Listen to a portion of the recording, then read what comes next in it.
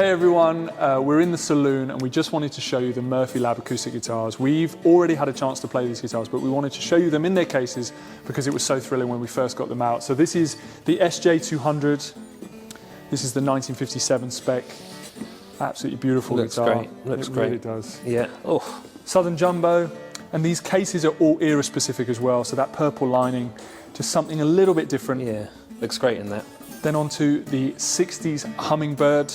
It really does look the part, doesn't it? And then we're on to the Banner headstock J45, and then the 1933 spec L00. So this is the whole range.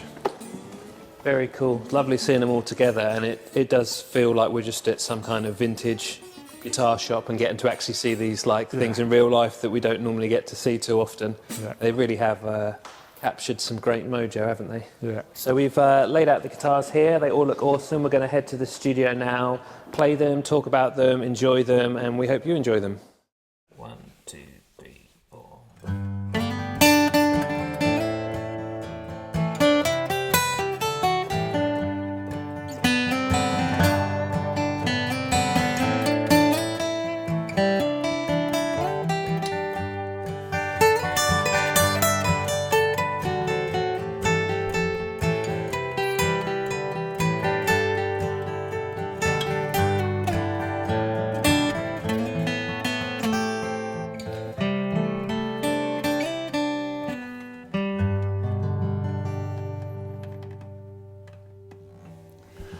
Hey everyone, welcome to Peach Guitars. Thank you so much for joining us. My name is Sam and we are joined today by the incredible Alex.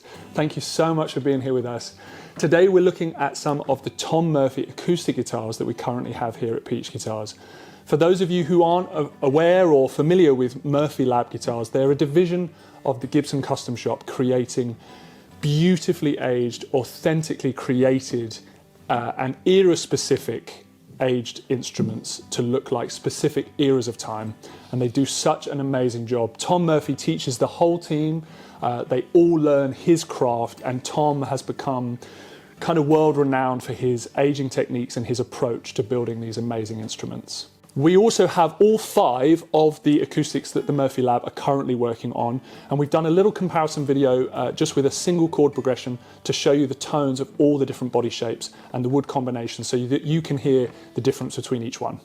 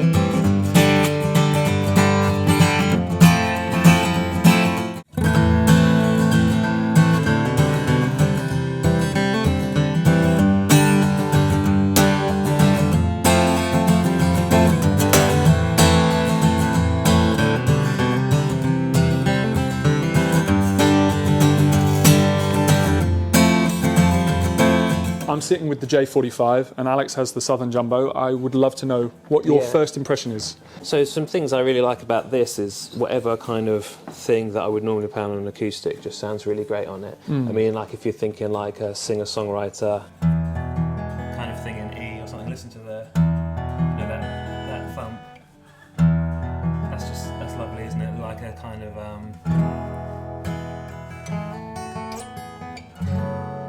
think, for like Americana type stuff. There's a great balance to them, and there's something.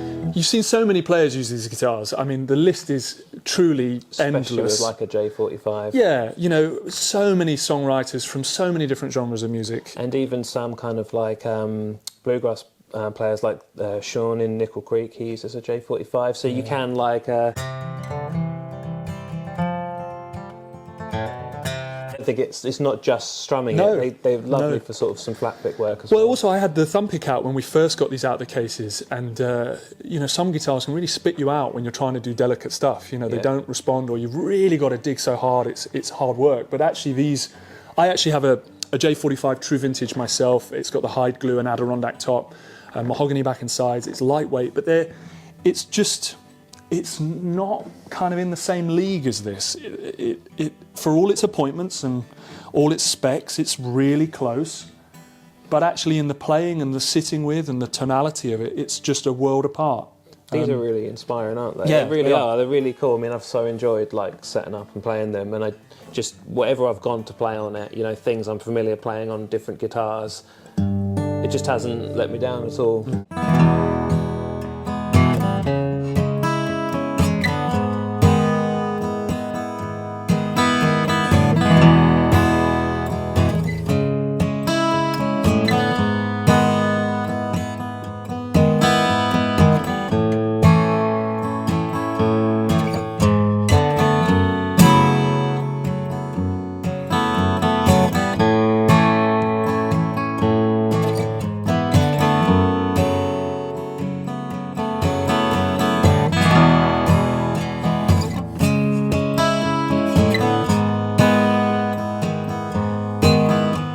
So we've now jumped over to two of the other guitars. This is the L00, and you've got the Hummingbird. Indeed. Once again, love to know your impression. What's your first kind of thought about the guitar, having played so many of them as well? What's it feel like to you? Yeah, I mean, I loved playing it. It's got a very, I was doing some kind of strumming quite near the bridge on it when I was doing the sort of demo videos. It's kind of what I seem to enjoy doing on it, like this kind of a thing.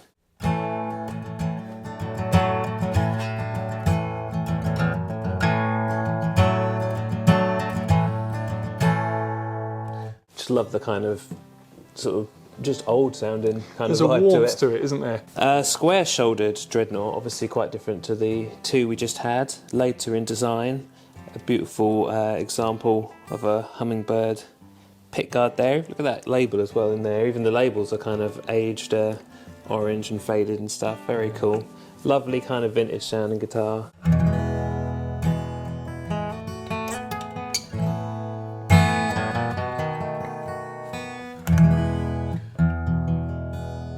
Sounds great, doesn't it? Yeah, it really does.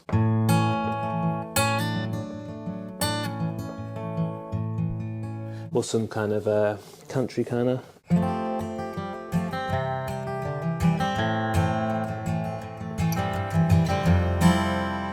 There's so many things I want to play on. Yeah, sure.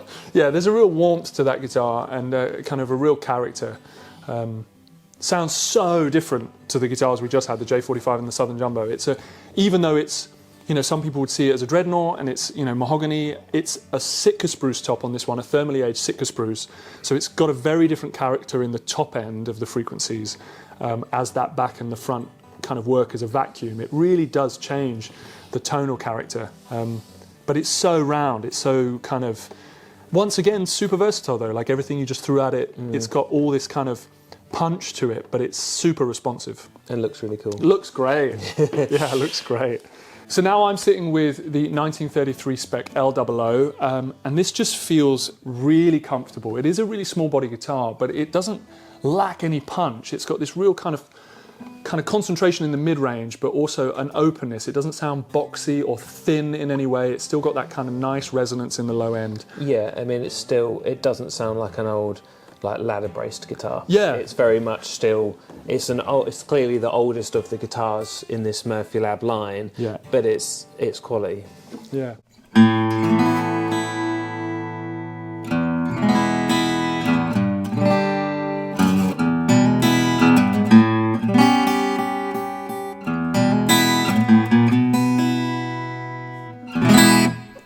Actually, actually sounds really cool flat picked. You know, I think some people feel like they've got to pick this up and play ragtime or blues, you know, Delta blues, and obviously it will handle that kind of thing great. But it sounds nice with some tasty flat picking work on it. Yeah, too. it's also really, really responsive. So like if I dig in, it kind of goes with me. If I'm really subtle and gentle with it, it plays to that strength as well.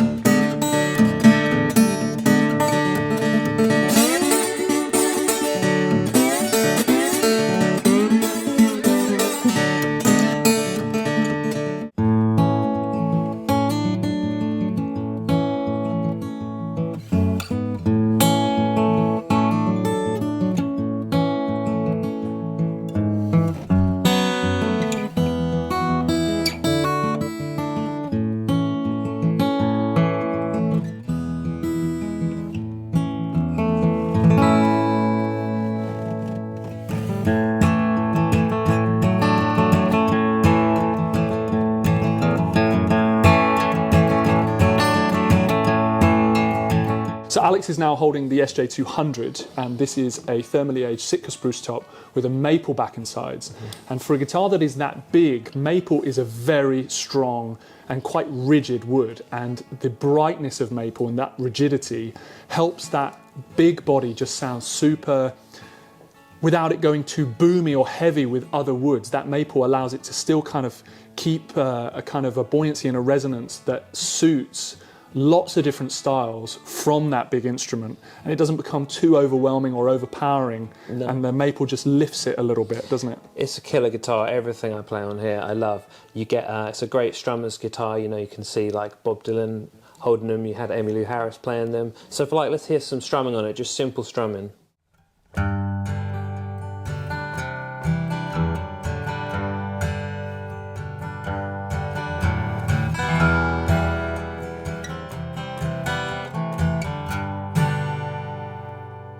So much vibe. Yeah. I love it's just people, I think, see the big body and they imagine like it's going to be something, but it's really a unique thing, isn't it? And listen to if you use a lot of the thumb.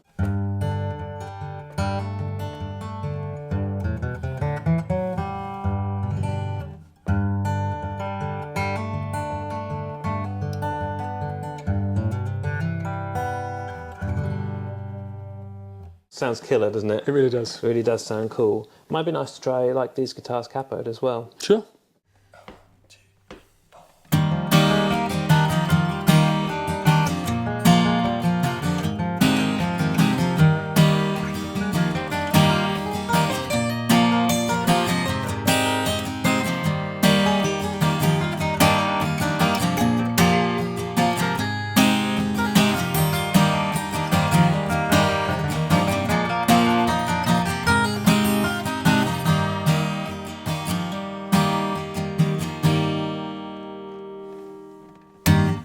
The comparison that we're talking about today is how they compare and stack up to the originals, the golden era, the war era guitars. And actually, when you compare the price point of these, and we do acknowledge they are expensive guitars, you know, most people will be able to acknowledge that.